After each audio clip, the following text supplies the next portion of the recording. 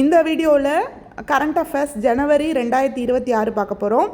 அதில் தமிழ்நாடு மாநில விருதுகள் 2026 அறிவிச்சிருக்காங்க. திருவள்ளுவர் விருது 2026 வந்து டாக்டர் சத்யவேல் முருகனாருக்கு வழங்கப்பட உள்ளது. காமராஜர் விருது 2025 வந்து இதயத்துல்லா என்பவருக்கு வழங்கப்பட உள்ளது. மகாகவி பாரதியார் விருது 2025 நெல்லை ஜெயந்தாவுக்கும், 2025 ஆண்டுக்கான பாவேந்தர் பாரதிதாசன் விருது கவிஞர் யுகபாரதிக்கும் வழங்கப்பட இருக்கு.